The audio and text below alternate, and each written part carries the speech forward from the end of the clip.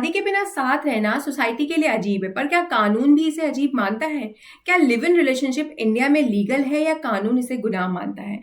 आज हम इसी चर्चा पे बात करेंगे। लॉ के पॉइंट ऑफ व्यू से जानने की कोशिश करेंगे कि हमारे देश में लिव इन रिलेशनशिप लीगल है या नहीं है। देखिए, एक बात बिल्कुल क्लियर है कि इस वीडियो का मकसद किसी को पेरेंट्स के अगेंस्ट खड़ा करना नहीं है। इस वीडियो का एम सिर्फ अवेयरनेस देना है, कन्फ्रंटेशन नहीं। तो चलिए इस चर्चा को शुरू करते हैं और सबसे पहले हम समझेंगे कि लिव इन रिलेशनशिप का मतलब क्या होता है। तो देखिए, जब दो एडल्ट लोग बिना शादी के एक दूसरे के साथ रहते हैं एज अ पार्टनर, तो हम कहते हैं कि ये लोग लिव इन रिलेशनशिप में रह रहे हैं। ये मॉडर्न लाइफस्टाइल का पार्ट है, लेकिन इसके बारे में लोगों की ओपिनियंस काफी मिक्स्ड है। सोसाइटी इसे गलत समझता है, पर कानून क्या कहता है यही बड़ा दिलचस्प होगा। तो सवाल बड़ा सिंपल सा है कि क्या लिव इन रिलेशनशिप हमारे देश में लीगल है या नहीं है। तो जवाब भी बहुत सिंपल सा है कि जी हाँ, हमारे देश में लिव इन रिलेशनशिप लीगल है। सुप्रीम कोर्ट ने बहुत सारे केसेस के माध्यम से ये क्लियर किया है कि जब दो एडल्ट्स म्यूचुअल कंसेंट के साथ एक दूसरे के साथ रहते हैं एज अ पार्टनर, तो उनका इस तरीके का जो रिलेशनशिप है वो इलीगल नहीं होता है। अब आप सोच रहे होंगे कि लिव इन तो वेस्टर्न कल्चर है, तो हमारे देश में ये लीगल कैसे हुआ। जब हम हमारा संविधान पढ़ते हैं तो वहां पे आर्टिकल 21 में बहुत ही क्लियरली लिखा है right to life and personal liberty के बारे में। अब जब आप उस आर्टिकल को इंटरप्रेट करेंगे तो आपको मिलेगा वहां पे फ्री चॉइस ऑफ पार्टनर। आप अपना पार्टनर चूज कर सकते हैं, आपके पास अधिकार है। फ्री चॉइस आपको मिलेगा कि आपको अपना जीवन कैसे जीना है, ये भी आपके पास अधिकार है। तो जो लिव इन रिलेशन होता है ये भी पर्सनल चॉइस का ही पार्ट है, इसीलिए आर्टिकल 21 के तहत इसको डायरेक्ट प्रोटेक्शन मिलता है। अब बात करते हैं आर्टिकल 19 के बारे में। तो वहां हम पढ़ते हैं right to freedom of speech and expression के बारे में।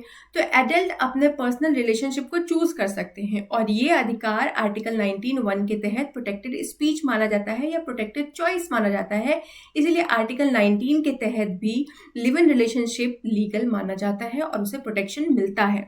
जब हम आर्टिकल 14 पढ़ते हैं तो वहाँ इक्वालिटी की बात हो रही होती है। तो कहते हैं कि देखो, किसी का किसी के साथ रहना, किसी का किसी के साथ रिलेशनशिप होना, ये बिल्कुल पर्सनल राइट है और आप किसी को ये नहीं बोल सकते हो कि आपका जो रिलेशनशिप है वो इमोरल है। तो स्टेट किसी रिलेशनशिप को आर्बिट्ररी तरीके से इमोरल नहीं डिक्लेयर कर सकता। इसलिए आर्टिकल 14 के तहत भी live in relationship indirectly protected है। चलिए बात कर लेते हैं कुछ केस लॉस के बारे में। तो देखिए, एक बहुत ही अच्छा केस था खुशबू वर्सेस कनिमल 2010 का केस। तो इसमें कोर्ट ने कहा कि लिव इन रिलेशनशिप इमोरल हो सकता है, लेकिन ये इलीगल नहीं है। मतलब हो सकता है कि कोई व्यक्ति लिव इन में रह रहा हो और इस बात से सोसाइटी में रह रहे लोगों को आपत्ति हो, पर लॉ इसे पनिश नहीं करेगा क्योंकि ये उनकी पर्सनल चॉइस है। एक और केस था इंदिरा शर्मा वर्सेस वीकेवी शर्मा 2013 का केस। इस केस में सुप्रीम कोर्ट ने कहा कि लिव इन रिलेशनशिप एक ऐसा रिलेशनशिप है जो मैरिज जैसा है। तो relationship in the nature of marriage कहा गया और बोला गया कि अगर एक वुमेन को रिलेशनशिप में डोमेस्टिक वायलेंस फेस करना पड़ता है तो उस महिला को प्रोटेक्शन मिलता है, protection of women from domestic violence act 2005 के तहत। कोर्ट ने यह भी बताया कि हर लिव इन रिलेशनशिप को लीगल प्रोटेक्शन नहीं मिलता है। वही रिलेशनशिप प्रोटेक्शन डिजर्व करते हैं जिसमें स्टेबिलिटी हो, सोशल रिकॉग्निशन हो और म्यूचुअल रिस्पेक्ट हो, उसे ही प्रोटेक्शन मिलेगा। शॉर्ट टर्म या कैजुअल रिलेशनशिप के लिए कोई भी प्रोटेक्शन का क्लॉज नहीं है। अब बात कर लेते हैं कि जो लिव इन में पार्टनर्स रह रहे हैं उनके अधिकार क्या क्या हैं। तो सबसे पहला अधिकार तो आपको पता चल गया कि राइट टू लिव टुगेदर। जी हाँ, सुप्रीम कोर्ट ने बहुत सारे केसेस के माध्यम से कहा भी है कि अगर दो पार्टनर्स म्यूचुअल कंसेंट के साथ एक दूसरे के साथ रहते हैं और वो लोग एडल्ट हैं, तो कोई भी पुलिस, कोई भी परिवार, कोई भी सोसाइटी उन्हें रोक नहीं सकता है। उनके पास एक दूसरे के साथ रहने का अधिकार है और ये अधिकार सुप्रीम कोर्ट के द्वारा दिए गए काफी सारे जजमेंट से प्रोटेक्टेड है। आर्टिकल 21 से भी प्रोटेक्टेड है।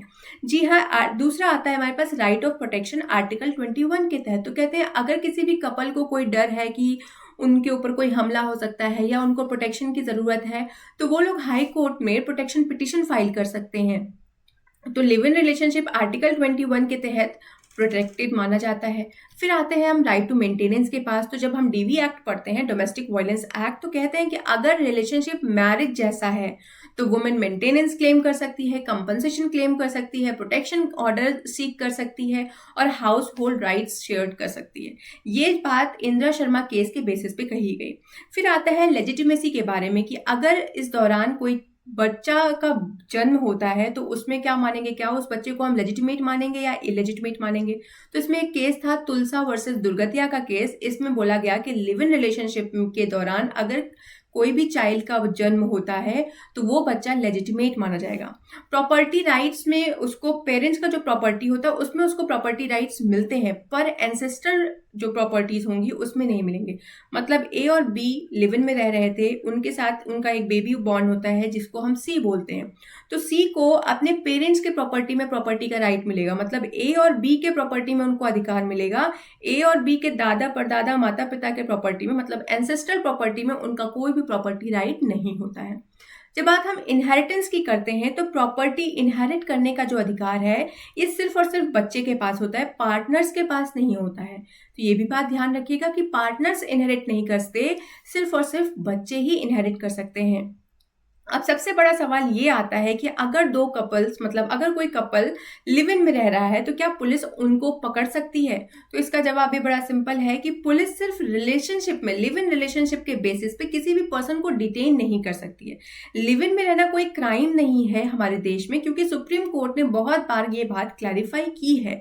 तो पुलिस तभी एक्शन ले सकती है जब वो कपल माइनर हो, मतलब उनकी एज 18 से कम हो, या वो किसी रिलेशनशिप में जबरदस्ती फंस गए हो, या ट्रैफिकिंग का कोई डाउट हो, उसी केस में पुलिस डिटेन कर सकती है।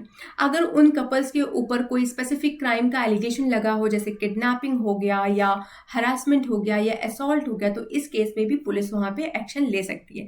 लेकिन सिर्फ आप लिव इन में रह रहे हैं इसके बेसिस पे ना कोई FIR हो सकता है, ना ही पुलिस आपको उठा के घर ले जा सकती है।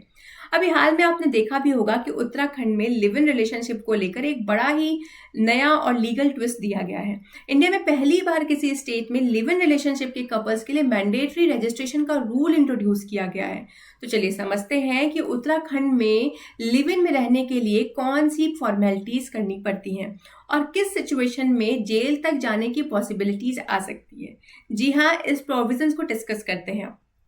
तो सबसे पहला पॉइंट आता है कि यहाँ पे मैंडेटरी कर दिया गया रजिस्ट्रेशन को। तो उत्तराखंड में बोला गया कि लिव इन रिलेशनशिप में रहने के लिए हर कपल को अपने रिलेशनशिप की स्टेटमेंट रजिस्ट्रार के पास जाकर देनी होती है।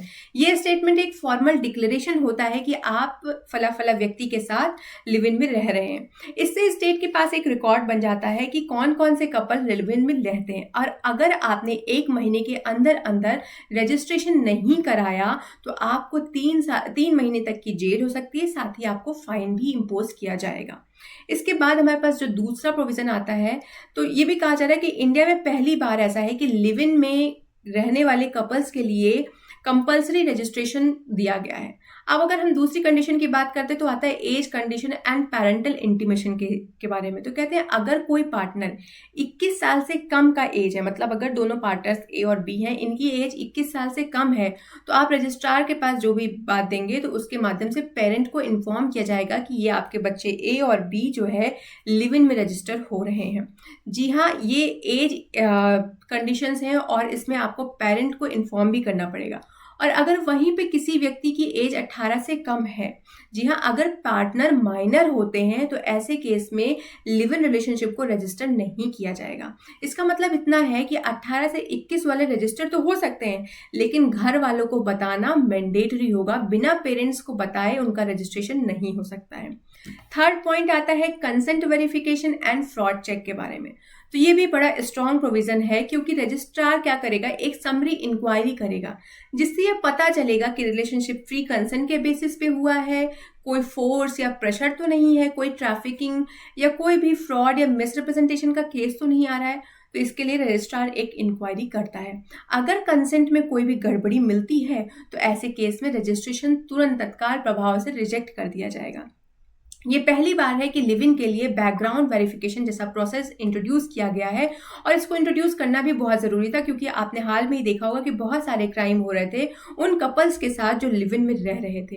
Last but not the least, इसमें कहते हैं कि अगर आप अपने रिलेशनशिप को एंड करते हैं तो टर्मिनेशन रूल्स भी हैं कि अगर कपल अपने लिव इन रिलेशनशिप को ख़त्म कर रहा है तो उन्हें रजिस्ट्रार के पास जाके एक टर्मिनेशन स्टेटमेंट देना होता है कि हम दोनों पार्टनर्स यहाँ पे साइन कर रहे हैं, आगे से हम लोग लिव इन में नहीं रहेंगे। अगर एक पार्टनर गया, दूसरा नहीं भी गया, तो भी रजिस्ट्रार उस रिकॉर्ड को मेंटेन करेगा। वो बताएगा कि हाँ, लिव इन रिलेशनशिप इन दोनों कपल्स के बीच में एंड हो चुका है। ये प्रोसेस एक लीगल क्लोजर क्रिएट करता है। मैरिज के डिवोर्स जैसा नहीं, लेकिन एक फॉर्मल एग्जिट रिकॉर्ड बन जाता है, ताकि अगर मान लीजिए फ्यूचर में कोई भी क्राइम घटित होता है ऐसे कपल्स के साथ, तो उसका प्रोटेक्शन मिल जाए कि हमारा तो रिलेशनशिप इतने समय पहले ही एग्जिट हो चुका है। अब अगर हम चिल्ड्रन लेजिटिमेसी की बात करें तो आगे भी हमने देखा कि अगर कोई बच्चा प्लान करते हैं लिव इन कपल, तो उत्तराखंड में कहा गया है कि ऐसे बच्चे लेजिटिमेट कहलाएंगे, क्योंकि बच्चों का कोई भी उसमें दोष नहीं होता है। पहले लिव इन के लिए जो चिल्ड्रन थे उसमें कोर्ट प्रेसिडेंट पे डिपेंड करना पड़ता था लेजिटिमेसी को लेकर, लेकिन अब लॉ ने डायरेक्ट रिकॉग्निशन दे दिया है कि ऐसे बच्चे लेजिटिमेट चाइल्ड कहलाएंगे। अगर आपने लिव इन रिलेशनशिप को रजिस्टर करने के लिए कोई फॉल्स इंफॉर्मेशन दिया है या कोई भी गलत आइडेंटिटी डिटेल्स दे दिया है, फेक रिलेशनशिप स्टेटस दे दिया है, फ्रॉडुलेंट डिक्लेरेशन किया है वहां पे, तो आपको 3 महीने की जेल हो सकती है, 25,000 तक का फाइन हो सकता है। ये क्लॉज ऐड हुआ है ताकि लोग मिसयूज ना करें और रिकॉर्ड एकदम क्लीन एंड क्लियर रहे। अब इस सारे प्रोविजन को बड़ा क्रिटिसिज्म भी मिल रहा है प्राइवेसी के कंसर्न के हिसाब से। लोग कहते हैं, क्रिटिक्स कह रहे हैं कि स्टेट अब लोगों के प्राइवेट रिलेशनशिप में भी इंटरफेयर कर रहा है, क्योंकि mandatory registration, parental intimation, inquiry process, verification, ये सब प्राइवेट चॉइसेस को फॉर्मलाइज कर देता है। अब कहा जा रहा है कि लिव इन रिलेशनशिप एक रेगुलेटेड रिलेशनशिप बन गया है।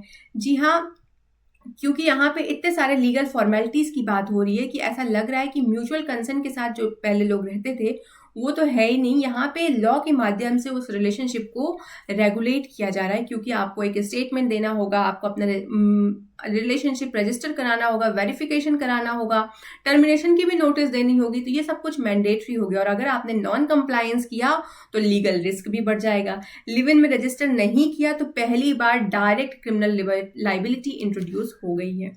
चिल्ड्रंस के राइट्स स्ट्रेंथन हुए हैं, नो डाउट। लेजिटिमेसी, इनहेरिटेंस को लेकर क्लैरिटी आई है ताकि फ्यूचर में कोई भी डिस्प्यूट ना हो। तो उत्तराखंड ये पहला स्टेट है जिसने लिव इन रिलेशनशिप को एक फॉर्मल लीगल फ्रेमवर्क दिया है। फ्रीडम भी है, सेफगार्ड्स भी हैं, लेकिन कंप्लायंस नहीं किया तो क्रिमिनल रिस्क भी हो सकता है। तो अगर दोनों अडल्ट कंसेंट के साथ एक दूसरे के साथ रहना चाहते हैं तो कानून उनके खिलाफ नहीं है। लिव इन रिलेशनशिप हमारे देश में इलीगल बिल्कुल भी नहीं है, हमारा संविधान उसे प्रोटेक्ट करता है। बस रिलेशनशिप जेन्युइन होना चाहिए, स्टेबल होना चाहिए और रिस्पेक्ट बेस्ड होना चाहिए। आशा करती हूँ कि जानकारी आपको पसंद आई होगी। पसंद आई हो तो मेरे चैनल को सब्सक्राइब करना ना भूलें और अपने दोस्त, मित्र और परिवारजनों के साथ मेरी इस वीडियो को जरूर शेयर करें। आज के लिए बस इतना ही। Thank you. Have a good day.